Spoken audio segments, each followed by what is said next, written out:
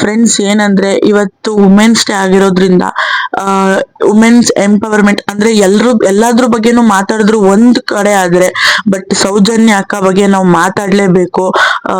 ನಿಜ ಮಾತಾಡಲೇಬೇಕು ಜನರೇ. ಏನಕ್ಕೆ ಅಂದ್ರೆ ಅವ್ರಿಗೆ ನ್ಯಾಯ ದಕ್ಕಲೇಬೇಕು. ಪಾಪ ಸಮೀರ್ ಅಣ್ಣನಿಗೆ ನಿಜವಾಗ್ಲು ಆನ್ಸಪ್ ಅಂತೀನಿ.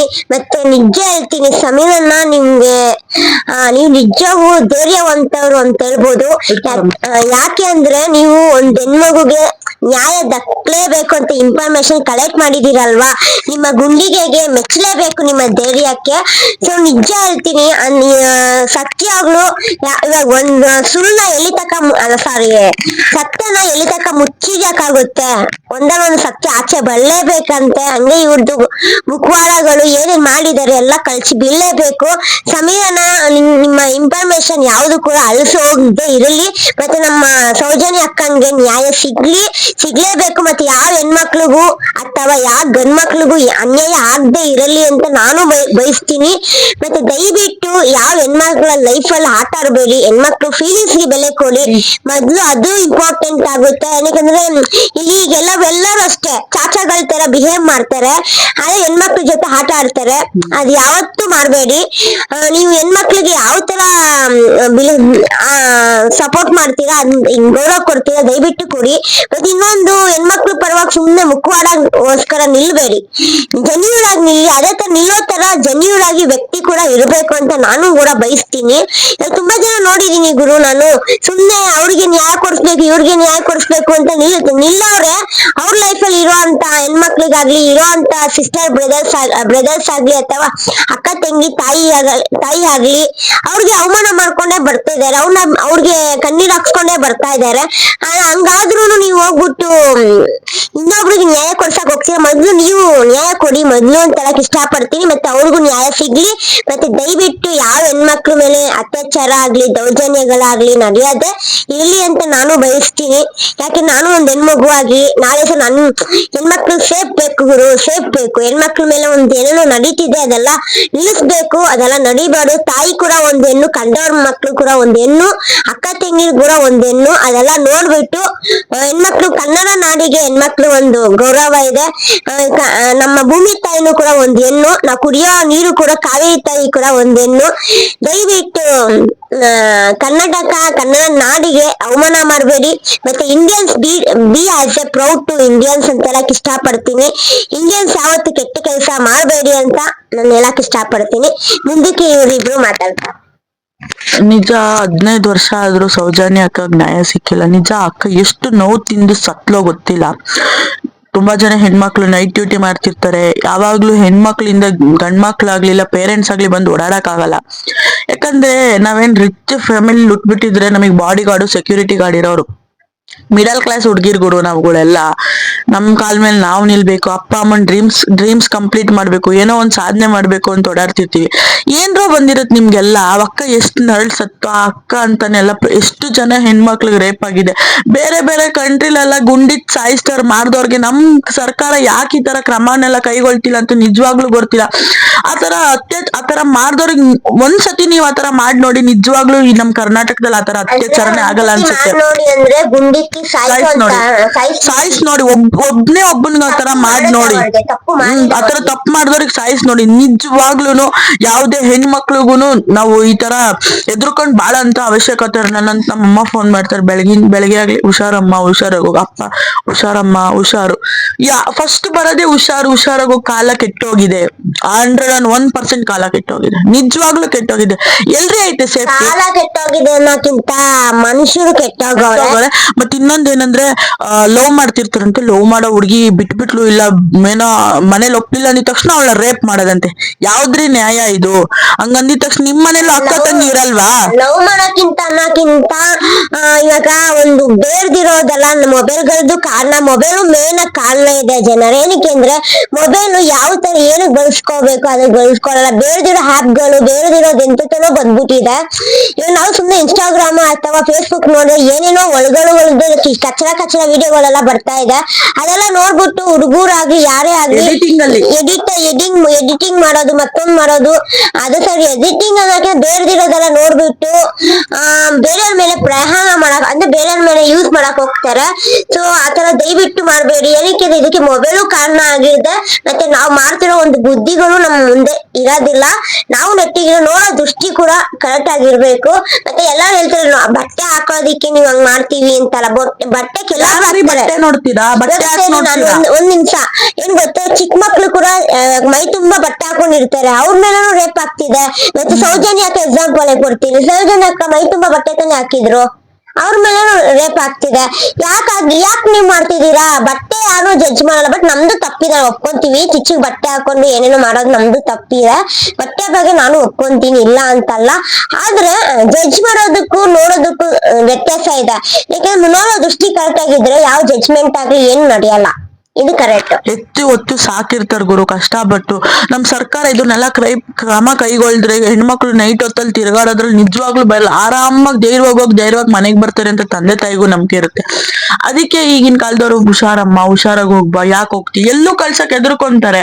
ಹೆಣ್ಮಕ್ಳುನು ಅಷ್ಟೇ, ಯಾವ್ದೇ ಒಂದು ಧೈರ್ಯವಾಗಿ ಫೇಸ್ ಮಾಡಿ, ಏನೇ ಬಂದ್ರು ಧೈರ್ಯವಾಗಿ ಫೇಸ್ ಮಾಡಿ. ನಾವೆಷ್ಟು ಸ್ಟ್ರಾಂಗ್ ಆಗಿರ್ತೀವೋ ಅಷ್ಟೇ ನಮಗ್ ಒಳ್ಳೇದ್. ನಿಜವಾಗ್ಲೂ ನಾವ್ ವೀಕ್ ಆಗ್ತಿವಿ ಅಂದ್ರೆ ಅವ್ರು ಏನ್ ಬೇಕಾದ್ರೂ ಮಾಡಕ್ ನಮ್ನ ರೆಡಿ ಇರ್ತಾರೆ. ನಿಜವಾಗ್ಲೂ ರೇಪ್ ಅನ್ನೋದ್ನೆಲ್ಲ ಇದು ಚಾಕ್ಲೇಟ್ ಅನ್ಸೋದು ಅಂತ ಅನ್ಕೊಂಡ್ಬಿಟ್ಟವ್ರೆ. ಹೆಣ್ಮಕ್ಳನ್ನ ಆ ತರ ಹಾಳು ಮಾಡ್ತಾರೆ. ಅವ್ನ್ ಯಾರೋ ಚಾಕು ಇಚ್ಛಾಯಿಸಿದ್ನಂತೆ, ಲವ್ ಒಪ್ಕೊಂಡಿಲ್ಲ ಅಂತ. ಯಾವ್ದ್ ನ್ಯಾಯ ಗುರು ಇದು? ಯಾವ್ದ್ ನ್ಯಾಯ ಹೇಳಿ? ಹೆಣ್ಮಕ್ಳು ಎಲ್ಗೋಗ್ಬೇಕು?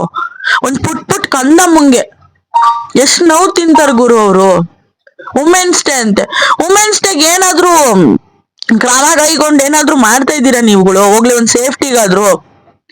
ಸುಮ್ಮನೆ ನಮಗೆ ವುಮೆನ್ಸ್ ಡೇ ಅಂತ ಹೇಳ್ಕೊಳಕ್ ನಾಚಿಕೆ ಆಗ್ಬೇಕಷ್ಟೇ. ನಿಜವಾಗ್ಲೂ ನಮ್ನ ಅಷ್ಟು ನೋವು ತಿನ್ನೋ ತರ ಮಾಡ್ಬಿಟ್ಟಿದ್ರಿ. ಎಲ್ಲಾದ್ರೂ ಹೋಗ್ಲಿ ಯಾರಾದ್ರೂ ಒಬ್ರು ಇರ್ಲೇಬೇಕು ಸೇಫ್ಟಿಗೆ. ಯಾಕೆ ಇಷ್ಟು ಹಾಳಾಗೈತ್ ಪ್ರಪಂಚ? ಯಾರು ಕರೆಕ್ಟ್ ಆಗಿಲ್ಲ, ನೋಡ್ದವ್ರೆಲ್ಲ ಕಾಮುಕ್ರೆ.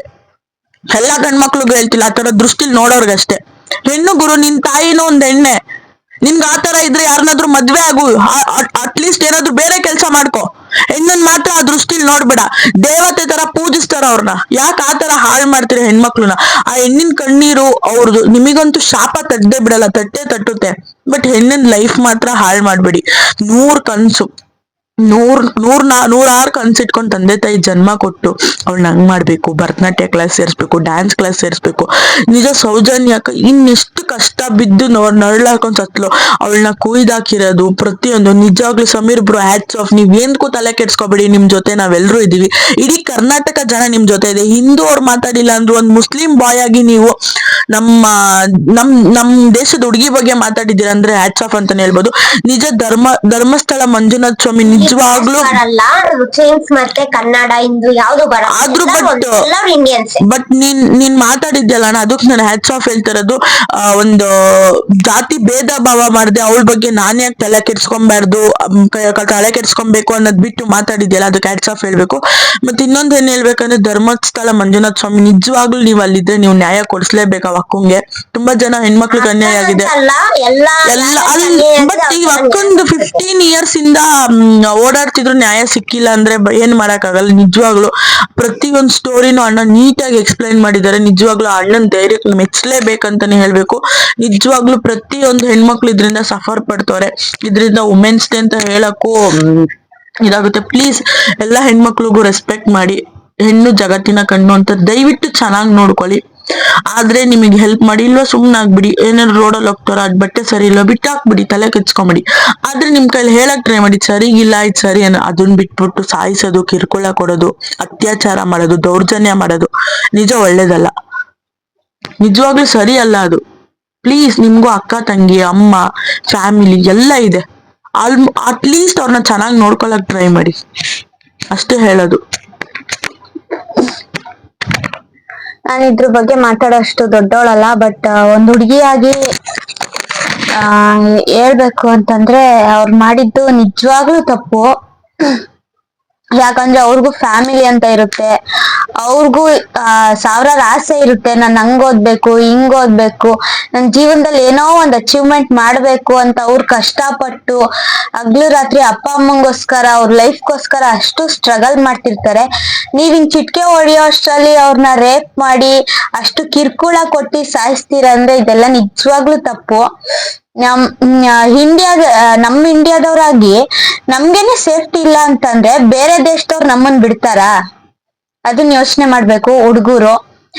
ದಯವಿಟ್ಟು ಎಲ್ಲಾರ್ನು ನಿಮ್ ಅಕ್ಕ ತಂಗಿ ತರ ಟ್ರೀಟ್ ಮಾಡಿ.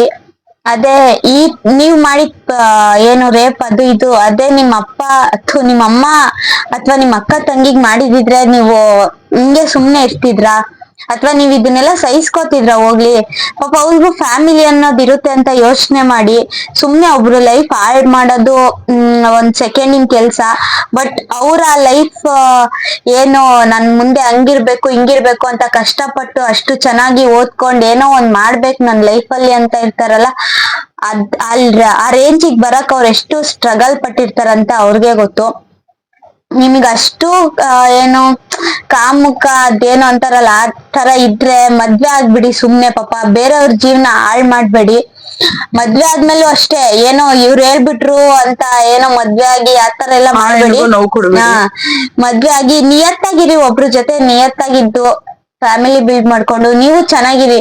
ಒಬ್ರು ಲೈಫ್ ನ ಹಾಳ್ ಮಾಡೋ ರೈಟ್ಸ್ ಯಾರಿಗೂ ಇಲ್ಲ ಹೇಳ್ಬೇಕಂದ್ರೆ. ಅದ್ರಲ್ಲೂ ನಮ್ ಇಂಡಿಯಾದಲ್ಲೇ ಈ ತರ ಎಲ್ಲಾ ಕಚ್ಚಡ ಕೆಲ್ಸಗಳು ಆಗ್ತಿದೆ ಅಂತಂದ್ರೆ ತುಂಬಾನೇ ಬೇಜಾರಾಗುತ್ತೆ. ನಮ್ಗೆ ಭಯ ಆಗುತ್ತೆ, ನಾವ್ ಇಷ್ಟ ಜನನು ಹೆಣ್ಮಕ್ಳೇ ಇರೋದು. ಸೊ ನಮಗ್ ತುಂಬಾ ಭಯ ಆಗುತ್ತೆ. ನಾವು ಹೋಗ್ಬೇಕಾದ್ರೆ ಬರ್ಬೇಕಾದ್ರೆ ಎದ್ರುಕೊಂಡೇ ಬರ್ತಿರ್ತೀವಿ, ಎಲ್ಲಿ ಯಾರ್ ಫಾಲೋ ಮಾಡ್ತಾರೋ, ಎಲ್ಲಿ ಏನಾಗುತ್ತೋ. ಇಂಡಿಯಾದಲ್ಲಿ ನಾವ್ ಇಷ್ಟೊಂದು ಎದ್ರಕ್ಕೆ ಪಟ್ಕೊಂಡ್ ಜೀವನ ಮಾಡೋಷ್ಟು ಇಲ್ಲ ಅಂತ ಅನ್ಸುತ್ತೆ. ಯಾಕಂದ್ರೆ ಎಲ್ಲದಕ್ಕೂ ನಮ್ ಇಂಡಿಯಾ ಅಂತ ನಾವೆಲ್ಲ ಎಷ್ಟು ಹೆಮ್ಮೆಯಿಂದ ಹೇಳ್ಕೊತೀವಿ. ಬಟ್ ಇದೊಂದು ವಿಚಾರದಲ್ಲಿ ತುಂಬಾನೇ ಬೇಜಾರಾಗುತ್ತೆ. ಇಂಡಿಯಾದಲ್ಲಿ ಹಿಂಗೆಲ್ಲ ಆಗುತ್ತಾ, ಈ ತರ ಎಲ್ಲ ಆಗುತ್ತಾ ಅಂತ. ಅದ್ರಲ್ಲಿ ಇನ್ನೊಂದ್ ಏನು ಅಂತಂದ್ರೆ ಧರ್ಮಸ್ಥಳ ಅನ್ನೋ ಒಂದು ಪುಣ್ಯ ಕ್ಷೇತ್ರದಲ್ಲಿ ಈ ತರ ಕಚ್ಚಡ ಕೆಲ್ಸಗಳು ಮಾಡ್ತಿದಾರಂದ್ರೆ ಇನ್ನೂ ನೋವಾಗುತ್ತೆ. ಎಲ್ಲೆಲ್ಲಿಂದನೋ ಏನೇನೋ ಅರ್ಕೆ ಕಟ್ಕೊಂಡು ತಲೆ ಕೂದ್ಲು ಅದು ಇದು ಅಂತ ಏನೇನೋ ಸೇವೆ ಮಾಡ್ತಿರ್ತೀವಿ. ಅಂತ ಪುಣ್ಯ ಕ್ಷೇತ್ರದಲ್ಲಿ ಇಂತ ಕಚ್ಚಡ ಕೆಲ್ಸ ಮಾಡ್ತಿದ್ದೀರಾ ಅಂತಂದ್ರೆ ಅಲ್ಲೇ ಇಟ್ಕೊಂಡು ಇವಾಗ ಏನಪ್ಪಾ ಅಂತಂದ್ರೆ ದೇವ್ರು ಇವಾಗ ನಿಮಗೇನೆ ಏನು ಎಷ್ಟು ಚೆನ್ನಾಗಿಟ್ಟಿರ್ತಾನೋ ಇದೇ ತರ ಇರಲ್ಲ. ಮುಂದೆ ನಿಮ್ ಜೀವನ ತುಂಬಾ ಕಷ್ಟ ಆಗೋಗುತ್ತೆ. ಇವಾಗೇನೋ ತಾತ್ಕಾಲಿಕ ನೀವು ಚೆನ್ನಾಗಿರ್ಬೋದು, ಏನೇ ಇರ್ಬೋದು, ಮುಂದೆನು ಹಿಂಗೆ ಇರ್ತೀರಾ ಅಂತ ಹೇಳಕ್ ಆಗಲ್ಲ. ಪಾಪ ಅಕ್ಕ ಎಷ್ಟು ನಳ್ಳಾಡ್ಕೊಂಡ್ ಸತ್ತಿದ್ದಾರೆ.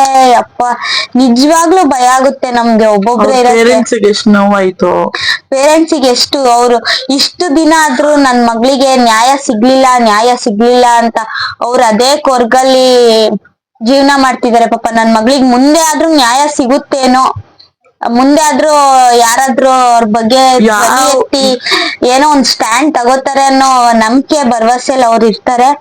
ಸಮೀರ್ ಬ್ರೋ, ಹ್ಯಾಟ್ಸ್ ಆಫ್ ನಿಮ್ಗೆ. ಇಲ್ಲಿ ನಾನ್ ಜಾತಿ ಬಗ್ಗೆ ಮಾತಾಡ್ತಿಲ್ಲ, ಬಟ್ ಆಸ್ ಅ ಮುಸ್ಲಿಮ್ಸ್ ಆಗಿ ನೀವ್ ಈ ಕೆಲ್ಸ ಮಾಡಿದೀರಾ ಅಂದ್ರೆ ಗ್ರೇಟ್. ನಿಮ್ಗೆ ಏನ್ ಹೇಳ್ಬೇಕು ಅಂತಾನೆ ಗೊತ್ತಿಲ್ಲ. ಅಷ್ಟು ರಿಸರ್ಚ್ ಮಾಡಿ ಅಷ್ಟು ಇನ್ಫಾರ್ಮೇಶನ್ಸ್ ಎಲ್ಲ ಕಲೆಕ್ಟ್ ಮಾಡಿ ಅದೆಲ್ಲ ಮಾಡೋದಂದ್ರೆ ಸುಮ್ನೆ ಅಲ್ಲ. ನಿಜವಾಗ್ಲೂ ಬ್ರೋ, ನೀವ್ ಹೇಳೋವರೆಗೂ ಕರೆಕ್ಟ್ ಸ್ಟೋರಿ ಯಾರಿಗೂ ಗೊತ್ತಿರ್ಲಿಲ್ಲ.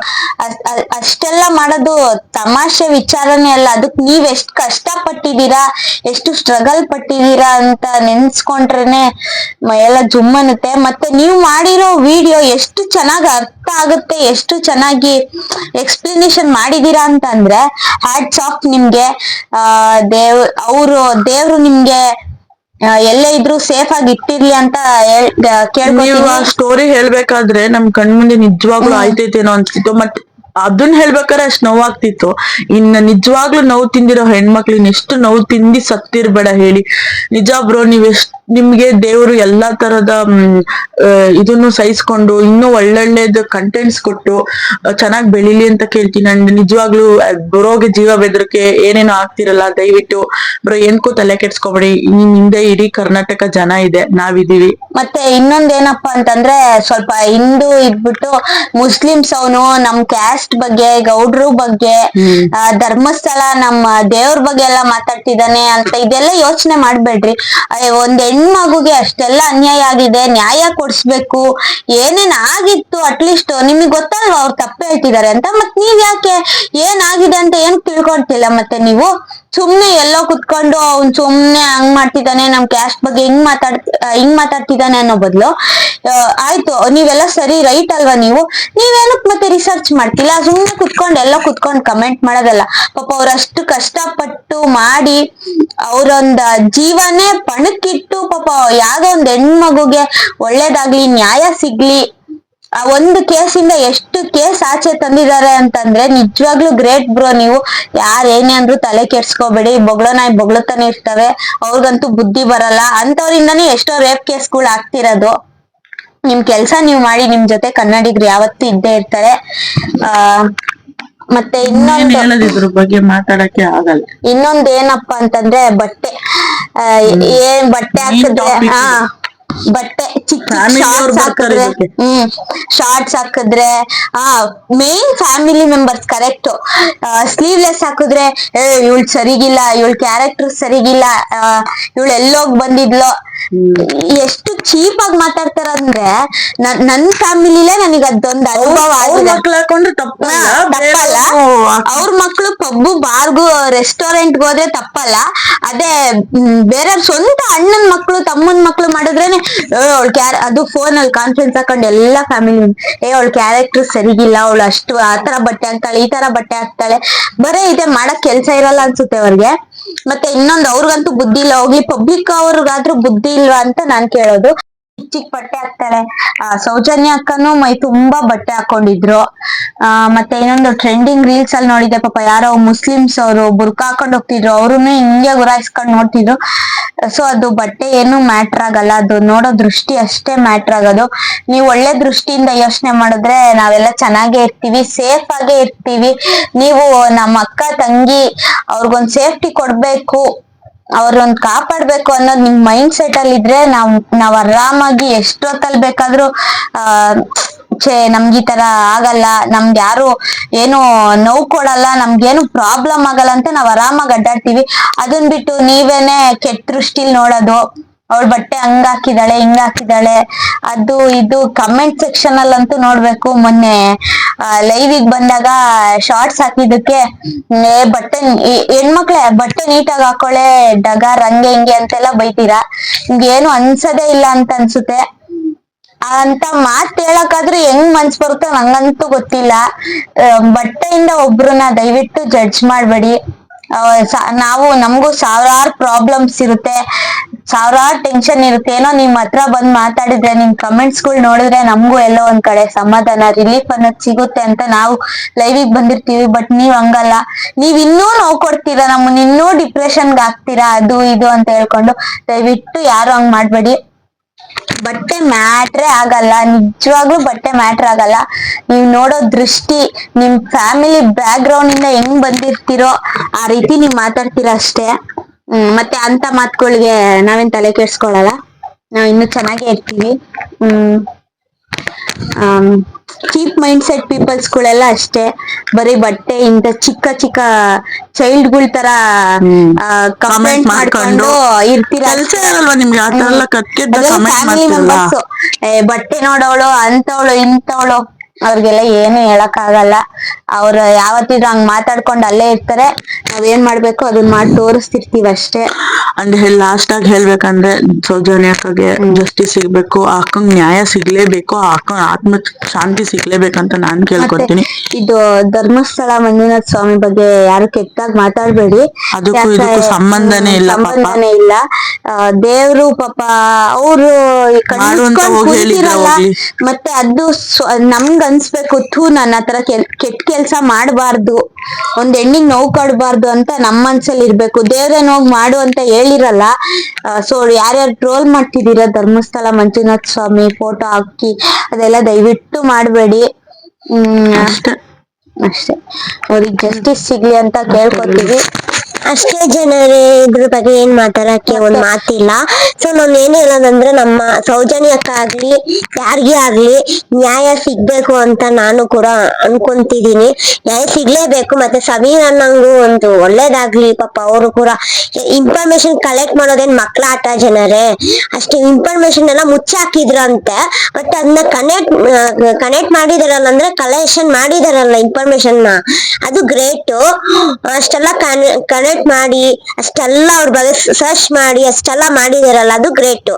ದಯವಿಟ್ಟು ಆ ಇನ್ಫಾರ್ಮೇಶನ್ ಯಾರು ಕೂಡ ಅಲ್ಸೋಗ್ದೆ ಇರಲಿ ಅಂತ ಅದನ್ನ ಅಲ್ಸೋಗ್ದೆ ಬಿಡ್ಬೇಡಿ. ಅದನ್ನ ಅಲ್ಸೋಗ್ದೆ ಇರಬಾರ್ದು ಅಂತಂದ್ರೆ ಅಲ್ಸೋಗ್ಬಾರ್ದು ಅಂತ ಹೇಳಕ್ ಇಷ್ಟ ಪಡ್ತಾ ಇದೀನಿ. ಅಂದ್ರೆ ಅಲ್ಸೋಗ್ಬಾರ್ದು ಅಂದ್ರೆ ಲೈಕ್ ಅದಕ್ಕೆ ಇನ್ಫಾರ್ಮೇಶನ್ ಏನ್ ಹೇಳೋದು, ಅದಕ್ಕೆ ಮಾಸ್ ಹೋಗ್ಬಾರ್ದು ಅಂತ ಹೇಳಕ್ ಇಷ್ಟ ಪಡ್ತಾ ಇದೀನಿ ಅಂತ ಹೇಳ್ತಾ ಇದೀನಿ. ಸೊ ನ್ಯಾಯ ಸಿಗ್ಲಿ, ಅಕ್ಕಂಗೂ ನ್ಯಾಯ ಸಿಗ್ಲಿ.